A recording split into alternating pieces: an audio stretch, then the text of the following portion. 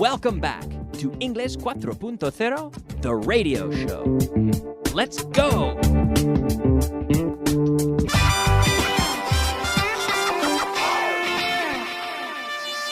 Intermediate. Hello, ladies and gentlemen, and welcome back to the program. Intermediate class number 149 today. I almost said advanced because I was looking across the table at Pedro and thinking about how we've got to get him into the advanced class. And he did appear yesterday in the advanced class, and he'll appear probably again today if I can convince him to stick around. Pedro, how are you? Very well, Kyle. And you? Great. It's great having you here again today, Pedro. Thank you very much. And today we're going to start with a little review of the material we saw yesterday. We ran out of time yesterday. We ran out. We got carried away. Not that there's anything wrong with that, but we were practicing spelling, and I want to spend a little bit more time on that. But first we had the verb to leave. To leave, so to, like, marcharse, right? To leave, yeah. So what time do you usually leave your house in the morning? I usually leave my house at 8 o'clock. Ah, yes. Ask me what time I usually leave my house. What time do you usually... Sorry? What time... What time do you usually leave your house? I usually leave my house at 7:45. Almost like me. Yeah, at 7:45. And then I can catch the bus. Yeah.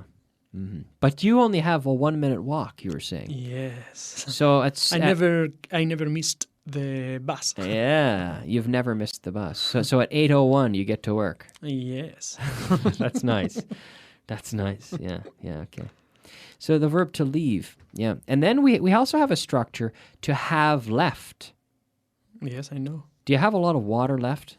Yes, I have a lot of water left. Do we have a lot of time left or just a little bit of time? No, I have a lot of time left. Yeah, time. Time. Remember, with the M, you have to close your lips. Yes. Yeah. We have a lot of time left. We've only been talking for 2 minutes and 15 seconds. So we have a lot of time left. A lot of time. Do you think we will have enough time left at the end of the class to finish our translation list? This time, yes. I think we'll have a lot of time left. And enough time left? Enough time at the end of the class. Okay. To finish the list? Yeah, to finish. I hope so. I'm sure. But really, what it talks about in the manual, in the student guide, I should say, is to leave, as in marcharse, or to go away, right? Should we, are you going to leave the studio after the show? Yes, I'm going to leave the studio after the show. Yeah. Me too. I'm going to leave. I'm not going to stay here tonight. I'm going to leave. No, you have to leave at 9 o'clock. That's right. As usually. When 9 o'clock comes, I'm going to leave. Okay. No, I might leave. I'll leave a bit earlier today for sure. Yeah. All right. And then, how do you spell? Oh, how do you spell your name? My name is Pedro. Yeah, Pedro. Pedro. How do you spell Kyle? A lot of people wonder that, I'll bet. Probably there are 25,000 people right now that are wondering, because it's not a normal name in Spain, is it, Kyle? No. Do you know any other Kyles? No, you are my first Kyle. Okay. All right. So how do you spell it? Do you know? Kyle. Yeah, Kyle. That's true. Let's get a bit more advanced. Shall we?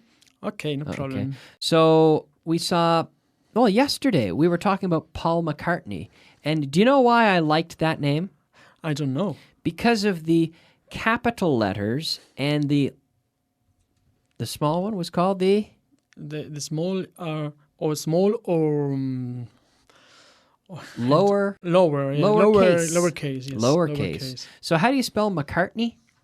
Capital M, lowercase c, A, Capital C. capital C, capital C, A, R, T, N, E, Y. Yeah. McCartney. McCartney. That's right. That's right. How do you spell Springsteen? You are very bad with me. S-P-R-E-E.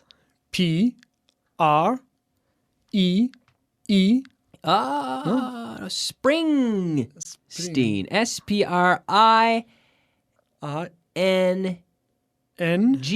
G. Spring. Spring. Like T- the season before summer. Yes.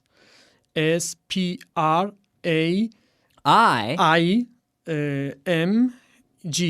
Yeah. T. How about Springs. Steen. S-P-R-I-N-G. S. S.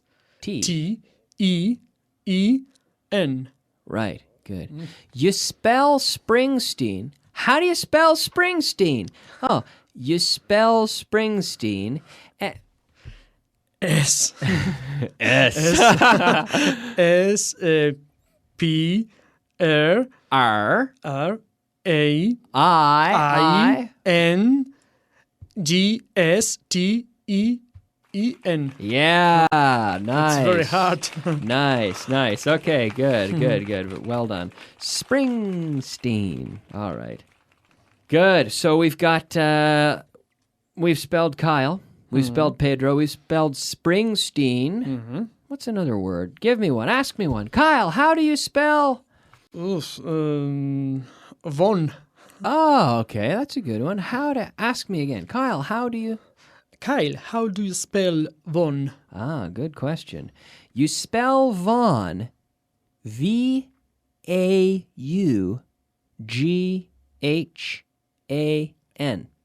Yes, well done, Kyle. Oh, thank you. So what we do is, it's interesting how we say, on the radio, we often say Baugan Radio.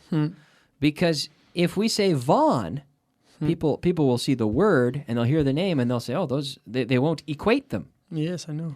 So we often say, when we're speaking Spanish, even us on the radio, we say Baugan. Often. But among my English friends, I say, I work for Vaughn. Because for us, it's Vaughn. It's a common surname in North America, Vaughn. I have friends whose name is Vaughn. In Canada? In Canada, yep. Yep. All right, so as we move on now, it's time. It's time for our word of the day, Pedro. Are you ready? I'm ready. All right. Word of the day. All right, it is time for our word of the day. Pedro, how do you say, what are you speaking into there? I'm speaking into a microphone. Microphone. Yeah, microphone. Microphone. So we have phone like telephone. But we say microphone. Microphone. So imagine a telephone, but very small. Yes. A microphone. It's not a macrophone, it's a microphone. Microphone. And you know what we call it for short? Micro, maybe. A mic. A mic. A mic. Yeah. Like the name Mike. Like the name Mike. Mike speaks into a mic. To a mic. A mic. So we say microphone, but we don't say microphone. No, we say microphone. So that's the interesting part. Of course, the pronunciation, the English-style pronunciation, microphone, and for short, a mic, and we have the verb to mic someone up. Wow. Mic him up. It means put on the microphone. So to mic someone up, or for someone to be mic'd up, you're mic'd up right now. You're speaking into a microphone. But if we have a person going to an event and we have to record their speech, we can mic them up by putting a microphone on their shirt. Like in the 4.0 television show, the students and the teachers are mic'd up. Right? There's a little microphone on their shirt. Right? They're mic'd up. So to be mic'd up, so we're using it as a verb to attach the microphone. So microphone is our word of the day today. All right. And now as we move into class 149, we see, can you tell? Can you tell? What does that mean? Can you tell that I'm not Spanish? Puedes notar que no soy español. Yeah, it's like, ¿se nota? Sí. Se nota que no soy español. Yeah. So can you tell when you talk to me, can you tell that I'm not Spanish? No. Your Spanish is very good. No. You can definitely tell. People always ask me, when if I meet people outside of work and I'm speaking in Spanish, they can tell right away, of course, that I'm not Spanish. And they ask me where I'm from. Kyle, where are you from? And I usually tell them I'm from Aranjuez. Where are you from? Oh, Aranjuez. Or Toledo. Un pueblecito por ahí. I say a little village, and they say, no one believes me. Maybe there is an Toledo in Canada. Yeah, like in the United States, Toledo. Oh, yes. Toledo. That's why I told you. Yeah. But yeah, no, and they can tell right away. Can you tell that I'm not British? Yes, I can tell you're not British. So to tell, to distinguish, right? We have a verb to distinguish, but to tell, we can say to tell the difference. Can you tell the difference between Coke and Pepsi? I think yes, I could. I think You can? Yes, I can tell. Yeah. I think the Pepsi is sweeter, maybe. I think so. Yeah. I think so. I can tell the difference. You can tell the difference. Yeah. Yes. Yeah. Can you tell the difference between most English accents? No, I can't tell the difference between different British accents. Well, English accents. English in accents. the English language, like between an American, between an American and a British person, for example, you can tell the difference, right? And yes, but can you tell the difference between British accents, Kyle? What do you mean? Between like a London versus an Edinburgh? Yes. Yeah, I can tell the difference, say, between England and Scotland and certain things, but like that, yes. But I can't really tell the difference between different English accents. Yes. So if someone is from Manchester or someone is from London, there are key differences, but I'm not really tuned into that. I can't really. I notice the difference. I say, oh, that person speaks the same way as that other person, but I can't remember really which is which. You know what I mean? Yes, I know. But certain accents, certainly different from an Australian accent, like Natasha. Mm-hmm. Her accent is very different on television, right? Yes, her it's accent true. is different from mine or from Layla or from Fitz. Right? Yes. Fitz has an Irish accent, Irish. very very specific Irish accent, right? Yes. Right? I like. Yeah, it's a nice accent. Yes. I like the Irish Yes, accent. I like to. And we don't have any Scottish teachers on the program, but that's a special accent as well. Yes, Can I be know. difficult. Kyle, can you tell the difference between the English of different parts of Canada? Good question. Good question. I like that question. Yes, I can. It's quite standardized, though, but there are some regional dialects in Canada. And in fact, the East Coast, where I'm from, has a certain accent, which I don't really think I have. But there is an island that my mother comes from where the accent is actually closer to an Irish accent, believe it or not, which is radically different from anything else in North America. But the accent there is more similar to an Irish or a Scottish, but more of an Irish accent than anything else. Like they say bye. Bye, which I believe comes from the word boy. My grandfather, for example, used to say, good day, bye.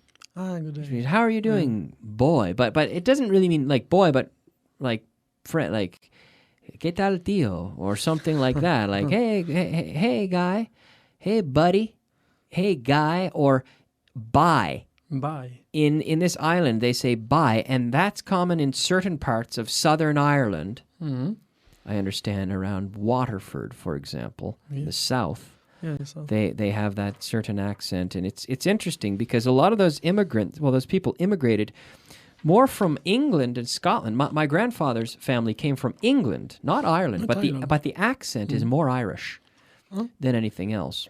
Maybe he lived there. Well, no, he just I don't know, I guess the variety of settlers came and they brought this accent, and It evolved a little bit, but in its own unique way. But it is interesting. It's interesting, yeah.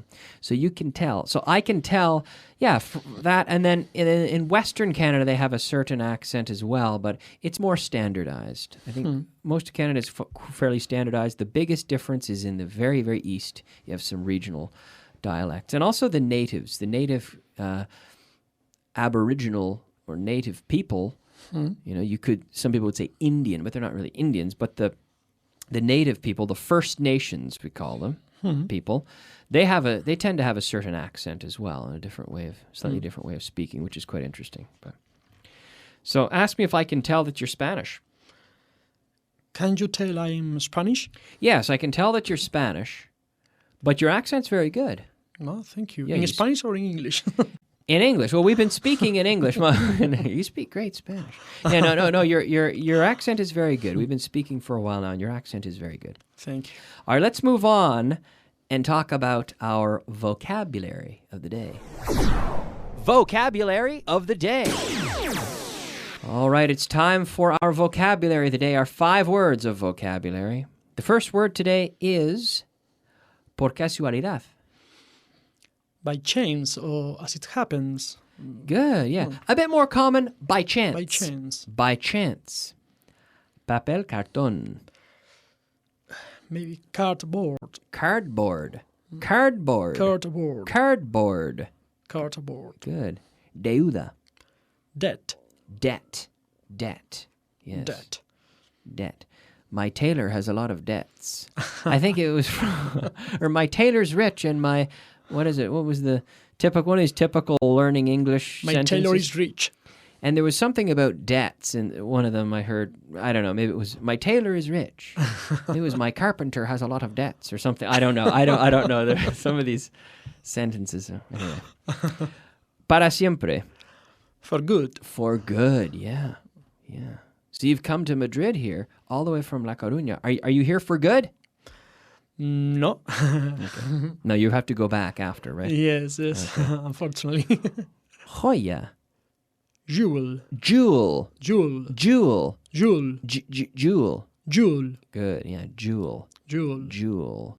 Okay. Very good. Do you buy a lot of jewels? Not at all. No. No, me neither. I don't have very many jewels. It's interesting, the J... If you think of a CH, and then you activate the vocal cord, you have that J, jewel. Jewel. Again? Jewel. Good. Because otherwise, a lot of people mispronounce it by treating it like a Y. Yul, but no. J. Think of a CH and activate the vocal cords, and you have the jewel. Jewel. Jewel. Jewel. Good. All right. Good. So... Remember at the start of the show, we talked about the verb to leave and to leave enough time. We were trying to leave enough time to do the translation list, but we haven't done it. We haven't left enough time because we're completely out of time. But that's all right. We will come back to this in the next class and review all of translation list number 53, I promise. Okay. But thanks for joining me, Pedro. Thank you. And thanks for listening. We're going to take a break, and we'll be back in a few minutes with the advanced portion of the class. We'll see you soon. Bye. All right, bye-bye.